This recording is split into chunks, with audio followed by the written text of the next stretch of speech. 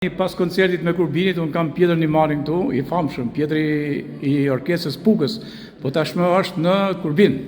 Pjetër ishte koncert shumë i bukur, mbi gjitha mu më bën përshtypje orkestra, është kaq e sintonuar, një shoqërim brillant domethënë që u bën gjithë këngëtarëve, pjesëve që këndohen e tjerë me radhë, këngëve epike dhe lirike dhe duket që është dora jote për i mjeshtri. Por ajo që mu më ka ra në sy është loja që bën në instrument Leo, ti e ke fut në gjurmën e ushqytit, Leo. Absolutisht po. Do thonë, të bash në muzikant e shqiptar. Edhe kjo besoj me pasionin e tij dhe vullnetin tim që kisha unë. Pa diskutuar shumë për ta mësuar për të bërë një muzikë të mirë. Edhe ky arriti të mësoj në mënyrë shkëlqyer shiteni, bilbilin, por edhe sharkin. Sa kohë e ke instruktuar, sa kohë i ke dhënë kurse? 3-4 vjet. 3-4 vjetë, do më e ke marrë të vogël. Sa ke qenë Leo në atë kohë? Në klasë 4? Okej. Edhe bashkë me Vjenikun. Po djali tjetër? Po, këta dy shumë bukur. Të dy bashkë.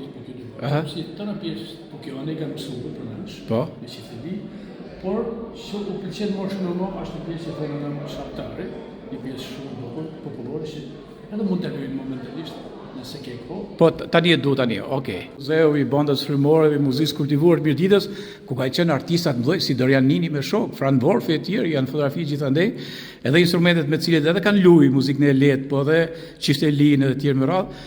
Dhe tani të dëgjojmë këto tinguj të bukur, ë? Do të di të dy, unë nuk do të shoqëroj se për mua e di se unë e di për ta marrë, por shohim njerëz se si dy instrumentista të vesin avin me lyt këto melodi kaq të bukura. Si e ka kjo pjesa? Pjesa është shartari. Shartari? E ka Gëzimi i Shartarit e ka bën në Shyti? Në Shyti bashkë me ne. Me gjithë grupin, që keni qenë atëherë orkestër gati simfonike për 101 instrumentash popullor. Në skenë, bravo. Ta vazhdojmë se tradita ka rëndësi. Vazhdo Leo.